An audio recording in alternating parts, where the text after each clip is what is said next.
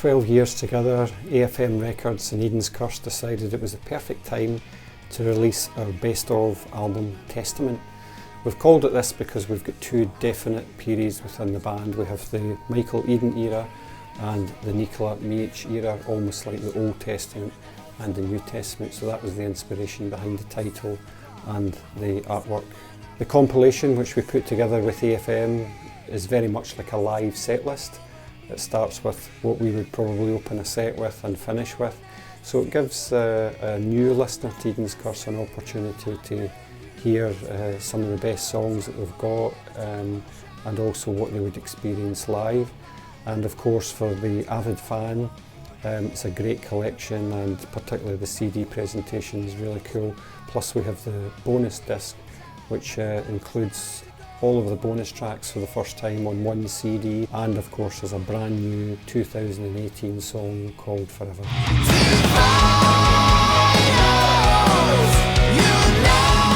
Symphony of Sin opens the CD. It's one of our favourite tracks of all time. When we moved from the Trinity period to Symphony of Sin, we loved the more progressive side of a track like Jerusalem Sleeps, and we wondered how much we could push that further. So one element that I wanted to explore was bringing in an actual orchestra to have an orchestral piece, and the thought process behind that was to create this bombastic song that could open a show and open the album at the same time, and I think we really achieved that with the song.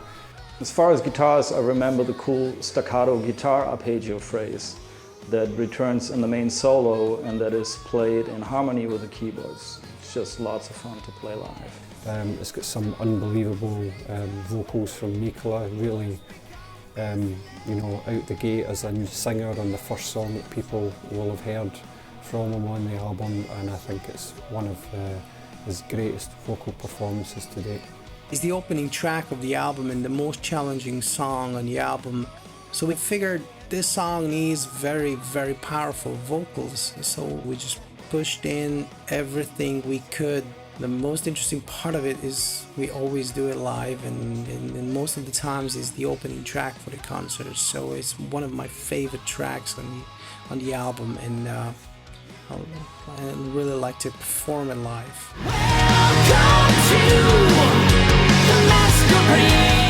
Yeah, Masquerade Ball. First song after the Reign of Terror intro on the Second Coming album.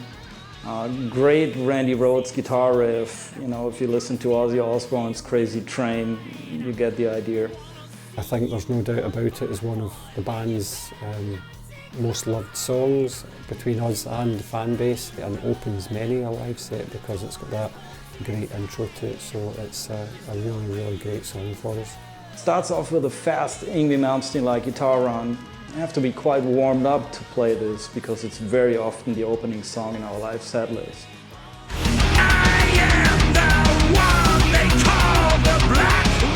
Black Widow is the first song on the Best Of CD, which features a guest vocalist, and they come no bigger than Andy Derris of Helloween. I grew up, and it's no secret, a massive fan of Pink Cream 69, so for me, getting Andy involved was a bit of a fanboy moment. I always love a faster double kick drum metal song, one of our heavier tracks, and just great fun to play live. Couldn't believe it when I heard that voice back. I thought, oh my God, it's Andy Derris of Helloween, and that was a real goosebump moment for me to hear him singing on something we've written as a band. It was amazing but surreal. Our live fans are singing the main guitar melody, which you can hear on our live album.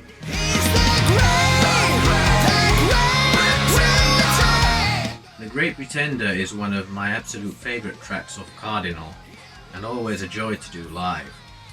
It features this really heavy, groovy main riff that kicks you in the groin starting from the beginning of the song, and then it moves on to an epic chorus, which is really fun to do the backing vocals live. It's a great rock song, has lots of dynamics, and I love the build up into the last chorus. One of my favorite Eden's Curse songs of all time, just a great rocker. I love the guitar riff. It's turned out to be a real favourite of ours live, and I think the fans have really taken to it as well. Great Pretender is one of my favorite tracks from the Cardinal album. It features very powerful vocals, a great riff, awesome vocal lines. I also find it immensely rewarding to interlude with Thorsten, and this song's solo section has a great unisono part at the end. Fantastic lead solo work between me and Chris on keyboards. Always a blast to play live.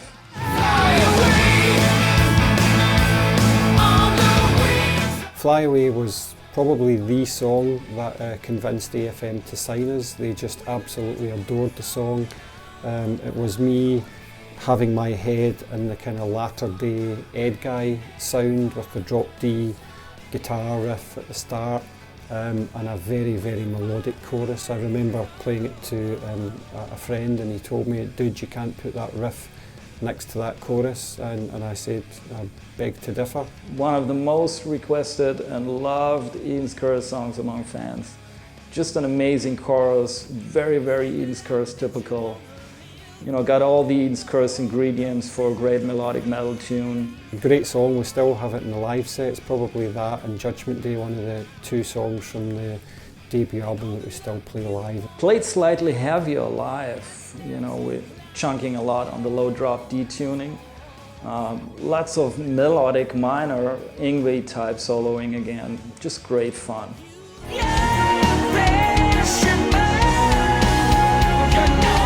No Holy Man obviously is the single which features James LaBrie from Dream Theater, a pivotal moment in the band's career involving James on the Trinity album. It really paid dividends for us. The thing that attracted me to these guys was their melody sense, their lyrics, and of course the music. It was amazing. It was like classic rock but a contemporary feel to it. Again, another fan favorite with a great sing-along part at the beginning when we're doing this live. It did very well for us on YouTube. It had a really pretty cool tongue-in-cheek animated video. Paul's lyrics really intrigued me, dealing with thought-provoking subject matter. The song itself introduced us to a whole load of Dream Theater fans. It's a huge song. It's still a song to this day that I hear back and think, I can't believe I wrote that. Interesting side note here on my guitar solo.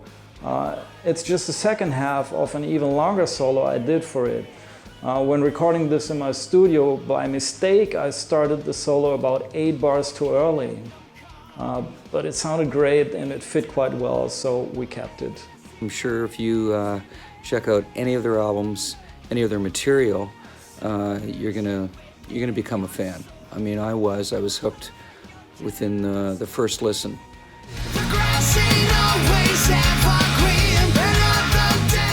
Sell Your Soul from the Cardinal album, featuring Christian Bulkinen on keyboards. This was to introduce him to the public, you know, so I put all this guitar and keyboard solo battle in there, you know, to show his great technical skills.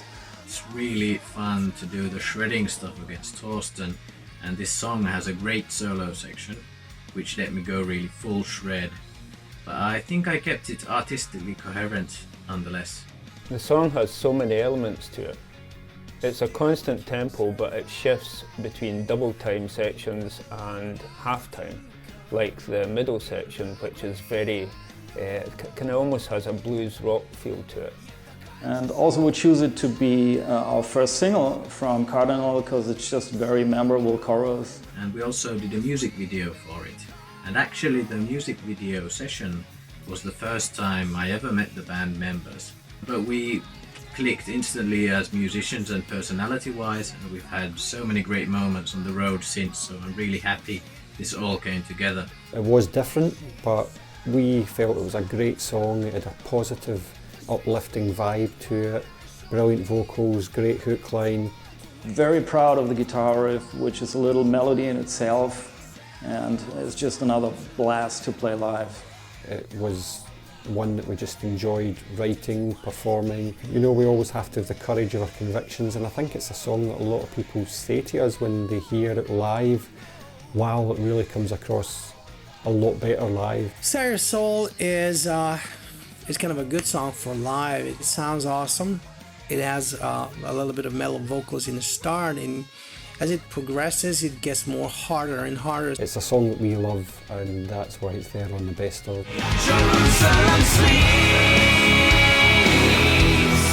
Jerusalem Sleeps from Trinity.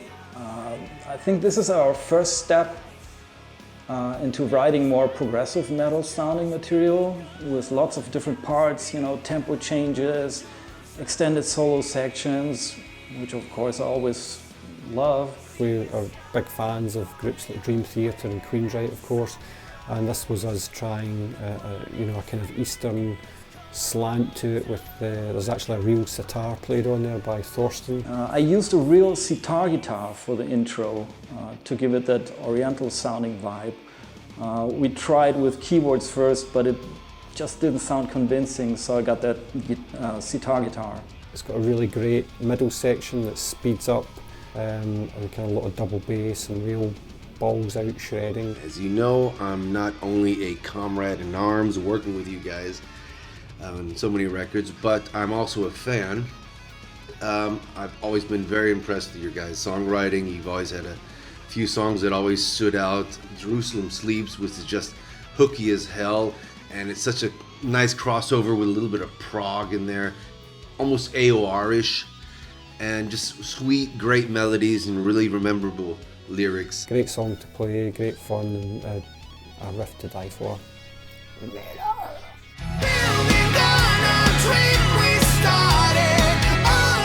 Unconditional, again from Cardinal, featuring Liv Christine on guest vocals.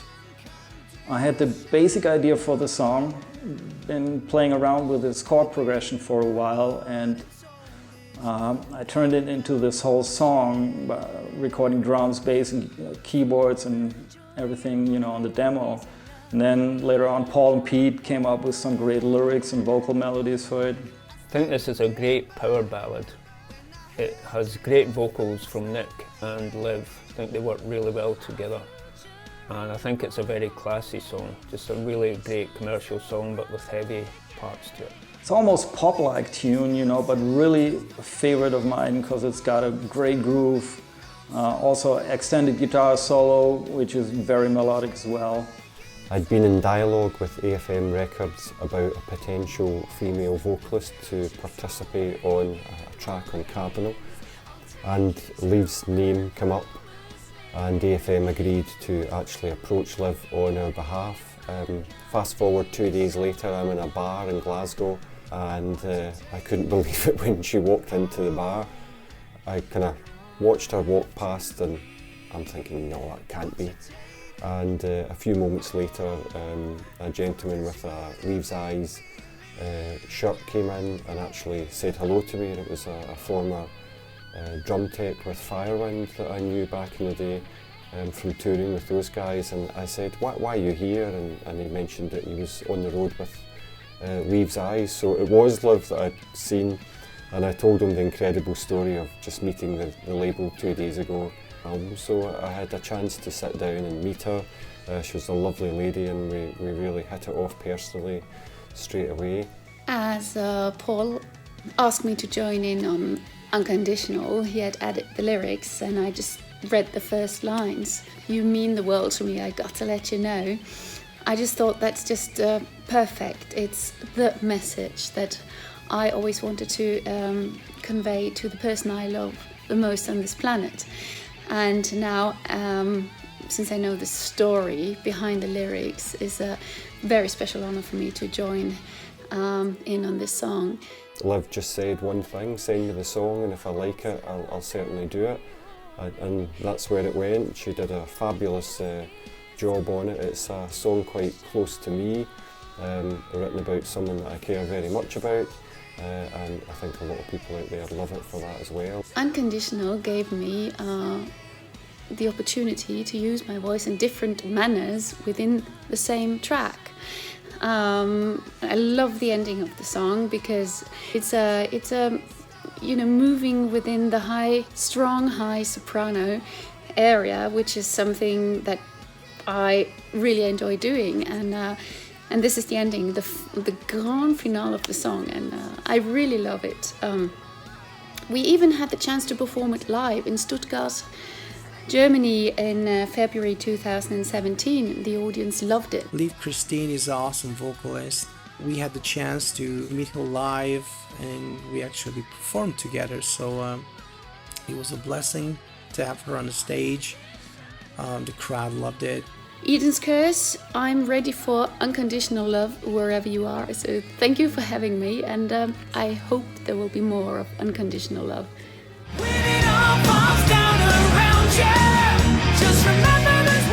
Judgment Day was the song that started it all off for Eden's Curse. It was the first song that I wrote for essentially what was a studio project way back in 2006. Mike and I had no idea back then that it was going to develop into a full-blown band and we would be out touring. That was obviously certainly in the vision and the dream that we had, but the initial goal for us was to create an album, and that song was the first kind of song idea I let him hear, and from there on we started to think seriously, okay, we need a band around this, we need a killer guitar player, we need a drummer, etc., and potentially a keyboard player, and that's where our good buddy Karsten Schulz come into play, helping us find some of the key members like GK and Ferdy. I was involved in Thorsten Koehner's solo album, an album of an outfit called Code of Perfection, which was recorded when Thorsten left a band called Demon Drive. Involved in Demon Drive also was my dear friend Mr. Jochen Meyer. Jochen called me up and said, would you mind helping Thorsten finding a decent band? He's a brilliant guitar player and he should be out there and should be one of the big ones, and should basically get more exposure than he got with Demon Drive. Sometime after that, Jochen called me up because he saw that Paul had on melodicrock.com something like international recording project looking for a guitar player, music in the vein of TNT, Patriot 69 and Evidence 1. So Jochen called me up and said, hey, if you as the singer of Evidence 1 recommend a guitar player, he surely get the gig. And this is how it all came about. I contacted Paul and said, here I got this guitar player, he's really an outstanding shredder. Great song for me to play live because it's got a long guitar solo section towards the end, which I usually improvise. A lot of the guitar solos I try to play live, like on the album, but here I have the freedom to just improvise and just let the fingers fly, play whatever comes to mind. Because on the original studio recording, I just basically improvised as well. It's definitely a very important song for us in our career. It's still a big fan favourite. It's a song that we love playing and people seem to really love it. The thing that always gets me about it was just the insane shredding from Thorsten. We knew that we had chosen a really good guitar player, but I think, to be fair, when Mike and I heard what he was producing on the record, it was like, holy crap, we've got a really, really good guitar player. And I think he's proved that and got better with each album.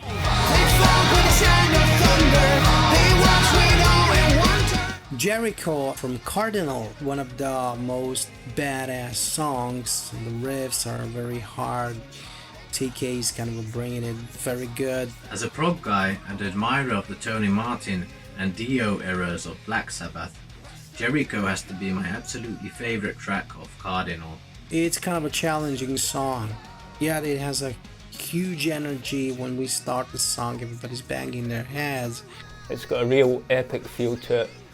Like Black Sabbath songs like Heaven and Hell or Headless Cross or Rainbow Stargazer, it has that real kind of atmosphere and it paints the scene from history. Very much in the vein of Jerusalem Sleeps, very progressive sounding. Probably the most complex song we've written so far. Extended guitar, keyboard solo parts, lots of different riffs and time changes. The middle section is great in Jericho. It has a real musical dynamic to it. Everyone gets to let loose. Great bass and drums, really great interplay between Chris and Thorsten. Quite a challenge to play this live and memorize all the parts, but it's all about practice. And in the end, it's also great fun to play live. I love the symphonic and bombastic feel that this track has, and I was able to go full symphonic with this track, which is absolutely up my alley. And it has also lots of little quirky progressive melodies going on in the background. And I even managed to fit in a Hammond solo at the end, which is a bow down to the rock giants of the 70s and 80s. Jericho is definitely developing into one of our fans' favourites. It's a monster epic tune. It's a very intense song to play live. It's one of those ones that you have to be absolutely on the money, but we definitely do love it. Some brilliant drumming and beats in there from John. It has great groove in the verses, really catchy chorus, and really heavy elements to it as well, so just overall a totally epic song. I'd always heard about the walls of Jericho but never really read into the story, and that's something that I definitely took on and started to craft the lyrics around it.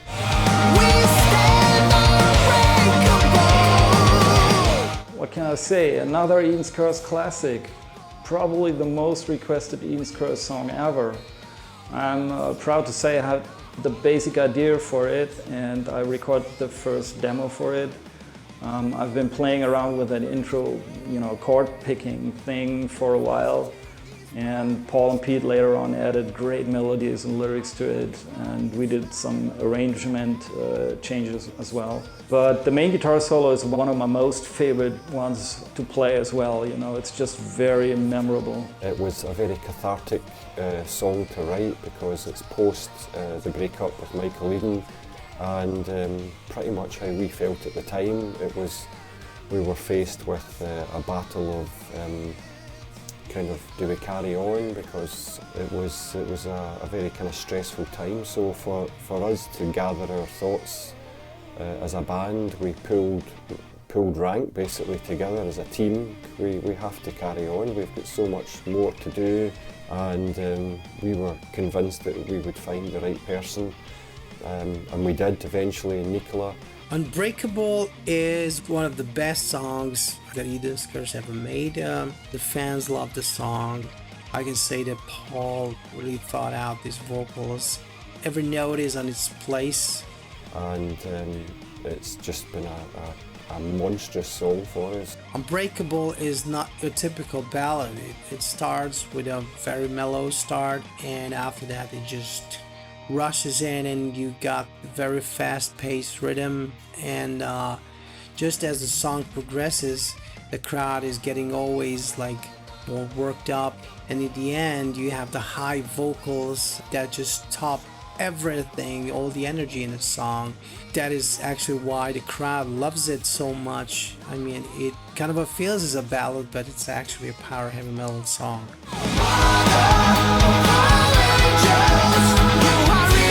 Man, one of the best and most haunting guitar riffs. I think it's iconic when you hear that guitar riff. It's quite a fabulous guitar riff, and maybe one that you'll ever only write once in your career. Great vocals from Nicola, very expressive with lots of feel, and just another Eden's Curse classic. First song that people heard of our new vocalist Nicola, and he contributed to that song greatly. It was a song that I had written and a verse for. Thorsten changed up the riff on it. Nick took what I had given him in a guide vocal and just produced absolute wonders from it. So it was a real team effort on writing that song. Evil and Divine is the song that I've actually sang as a demo, by which Eden's Curse decided to have me as a vocalist. I think still our most requested video, and an amazing chorus melody with a little gothic touch to it. Paul gave me the song and told me you can do whatever you want with the song, but the song has to kick ass. So sang some of the parts. Paul told me to sound like this and that, but I've changed few things, and when I sent back the song to Paul, he told me wow dude, this is so amazing. You know what, actually we're gonna leave the song as you've edited it, so it's just gonna stay like that. And guess what? This is going to be the first single on the album. We love playing it, and it still goes down every time TK starts that riff. The place just goes nuts, so it's one of our absolute favourite Eden's Curse songs. This song got me into Eden's Curse, and this song opened the door for me to be the part of the band.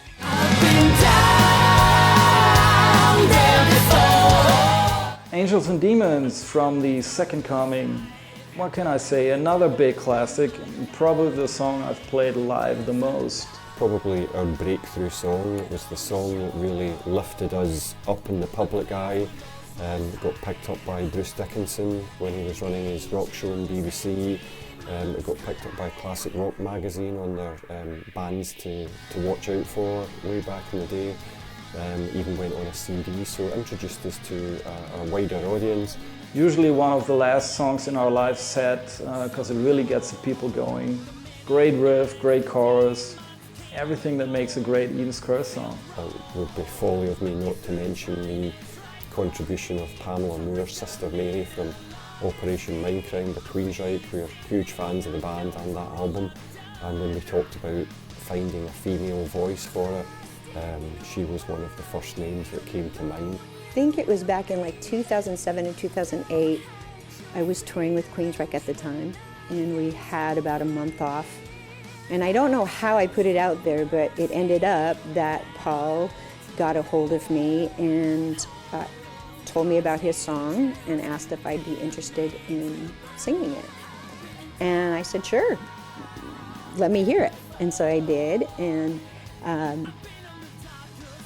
the rest is history, I guess. I think we had about 250,000 plays on MySpace back in the day of the song, and due to that success we tried to do a video. It was our first video at the time, but we had such a small budget. Because of our global spread, it was nigh on impossible for us to all get together. So we shot in our own hometowns and pieced it together, just basically to have a presence on YouTube for that song. It was interesting because all through this whole process I really wasn't ever around any of the band members.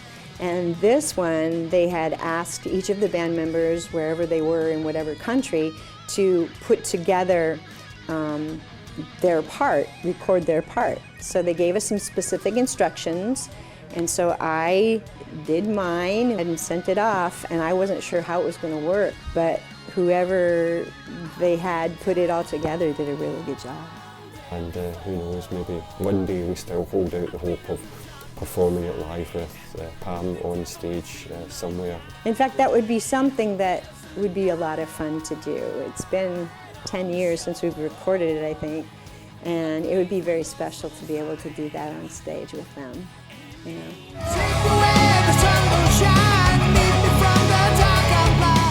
Forever is a song which lyrically is based on Dan Brown's novel Angels and Demons. A lot of people think Angels and Demons, our own song, is based on that, and it's not. And hopefully by now you'll have seen the video and got some of the references to it. It was a book that I read back in maybe 2005 and actually wrote the song for David Reedman's solo album. And at the time I think Frontiers Records were wanting him to go in a more AOR direction. So I always kept this song on back burner. I thought it would see the light of day somewhere, and so we looked at this one again to re-record it, and Thorsten kind of took the arrangement and messed around with it and came up with something that's more in keeping of where we are today as a band. And this time I went both symphonic and sci-fi, with Blade Runner type sequences going on in the main riff and chorus. It's a really solid song and features some of the best keyboard work I have done up to date. Great keyboard tracks by Chris on this. I think he also shows the potential of the current lineup, and I can't wait to start recording our next full-length album with these guys. Forever is a great song. It's a fantastic chorus, really heavy sections to it, and it's really catchy. I think it's a really great addition to the Best Of album. You know it is the same day. I'm not the savior.